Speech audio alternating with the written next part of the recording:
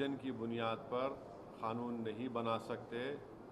इसमें कई supreme court के जजमेंट्स हैं और राइट टू इक्वालिटी के ख़िलाफ़ है। आप कैसे हर रिलीजन को आप उसकी इजाज़त दे रहे हैं उनको, और आप जो रिलीजन जिनका इस्लाम है उनको आप नहीं दे रहे, वो एक पॉइंट है। दूसरा ये है कि मैंने उस वक्त पार्लियामेंट में कहा था कि इसी तरह का एक क़ानून वाइट साउथ अफ्रीका ने बनाया था, तो महात्मा गांधी ने उस कानून को फाड़ दिया था। मैंने भी पार्लियामेंट में इस CAA के उस बिल को फाड़ा था। तीसरी बात यह है कि अब 4 साल के बाद ये सरकार रूल्स बना रही है। मैं देश को ये बताना चाह रहा हूँ कि मैंने नहीं, मौजूदा अभी प्रेजेंट होम मिनिस्टर ने पार्लियामेंट में कहा था, मेरा नाम लेकर के, OIC जी NPR भी आएगा, NRC भी आएगा। कई TV के इंटरव्यूज़ में उन्होंने बात कही थी। तो हम ये बताना चाह रहे हैं कि CAA एक्ट को सिर्फ आप CAA से मत देखिए, इसको आपको NPR से और NRC से जोड़कर देखना पड़ेगा। और जब वो होगा तो जाहिर है उसमें सबसे ज़्यादा निशाना बनेंगे मुसलमान, दलित, आदिवासी और गरीब लोग। पांचवी बात यह है कि अब आसाम में सुप्रीम कोर्ट मॉनिटर्ड एक NRC हुआ। 19 लाख लोगों के नाम नहीं आए, जिसमें से लगभग 10 से 12 लाख हमारे हिंदू भाई बहनों के नाम नहीं आए। उनको अब हेमंत बिस्वा शर्मा ये बोल रहे हैं कि CAA कानून जब इम्प्लीमेंट होगा तो उन सब को सिटीजनशिप मिल जाएगी, क्योंकि उनका रिलीजन उसमें इंक्लूड हो गया। अब उसमें 1 लाख से 1.5 लाख या 2 लाख करीब जो मुसलमान नाम है, उनको इसका फ़ायदा नहीं मिलेगा। ये बताइए, ये नाइंसाफ़ी नहीं है तो क्या है? हेमंत बिस्वा शर्मा ने कहा, BJP के नेताओं ने कहा कि 19 लाख में जो 10 से 12 लाख जो हिंदू भाई बहन के नाम नहीं आए, उनको मिल जाएगा, पूरा सिटीजनशिप मिल जाएगी उनको। अब आप बताइए, नाइंसाफ़ी नहीं है तो क्या है? छठी बात यह है कि भारत में सिर्फ 5% लोगों के पास पासपोर्ट है। ओनली 5% लोगों का पासपोर्ट है, रिमेनिंग लोगों का पासपोर्ट नहीं है। और फिर आधार कार्ड आप देख लिए, प्रूफ ऑफ सिटीजनशिप नहीं है, उसमें खुद लिखा हुआ आधार कार्ड में।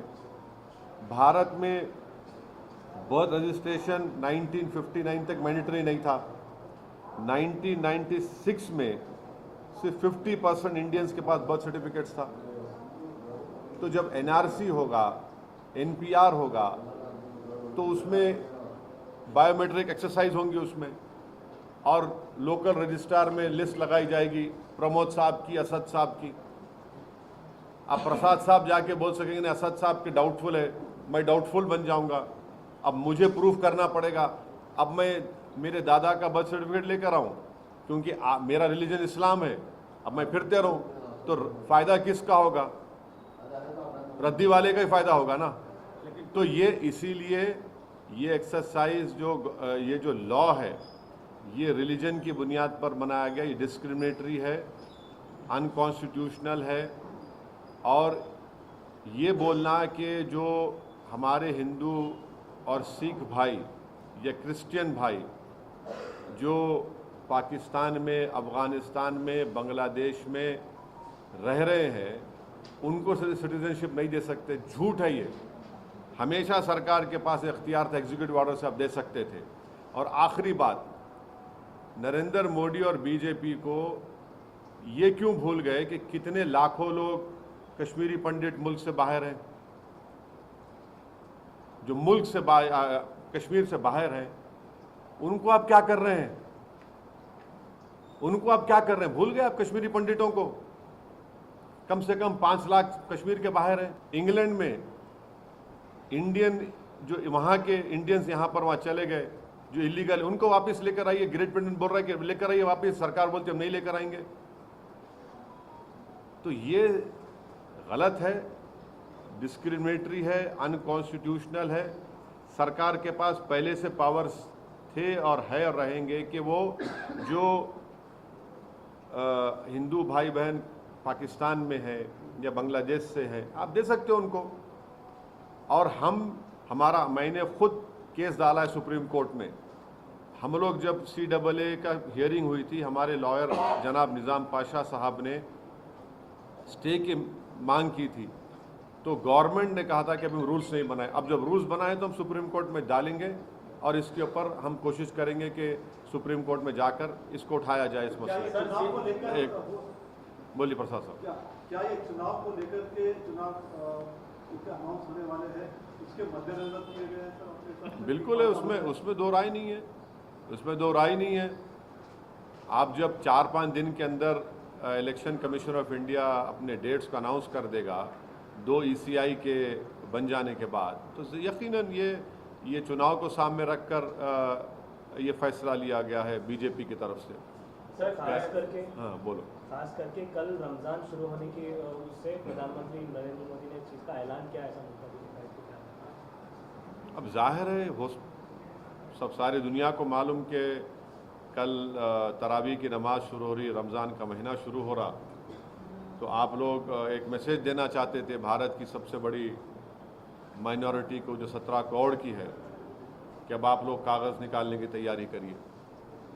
आप कुछ ना Ma'am, sir, when you're talking about the CA and the implementation, you say now the rules have been given.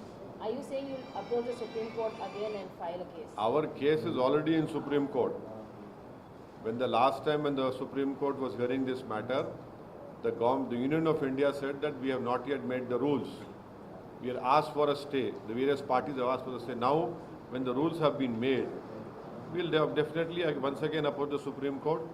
And I have contacted and spoken to my lawyer, Janab Nizam Pasha, and advocate on record, Janab Shamshad Saab also. Sir इसमें ये लोग कह रहे हैं कि it will be completely online और कुछ भी पेपर वर्क इसमें नहीं होगा, it will be completely online and it will not take away anyone's citizenship is what आप लोग, मैं आपको देश को समझा रहा हूँ कि CAA को आप सिर्फ CAA से नहीं, CAA को आपको NPR और NRC से जोड़कर देखना ज़रूरी है। क्या अमित शाह पार्लियामेंट में मेरा नाम लेकर नहीं कहे थे कि ओवैसी जी NPR NRC भी आएगा? क्या अमित शाह कई TV इंटरव्यूज़ में नहीं कहा था कि NPR NRC आएगा जब CAB था? बाद में CAA वो एक्ट हो गया, वो जब CAB बिल था, जब उनका ऑन रिकॉर्ड इंटरव्यू है पार्लियामेंट में, उन्होंने कहा है। तो ये सब एक धुआं है और ये कोशिश कर रहे हैं कि असल इनका मकसद क्या है कि देश में NPR हो, NRC हो। अब मिसाल के तौर पर आसाम में जो NRC हुआ सुप्रीम कोर्ट मॉनिटर्ड, 1600 करोड़ रुपये उस पर खर्चा किए गए, 50,000 गवर्नमेंट एम्प्लॉयज़ ने काम किया और 19 लाख लोगों को कहा गया कि भारत के शहरी नहीं है, नागरिक नहीं है। अब मैं फिर से कह रहा हूं कि उसमें 10 से 12 लाख हमारे हिंदू भाई बहन के नाम नहीं आए।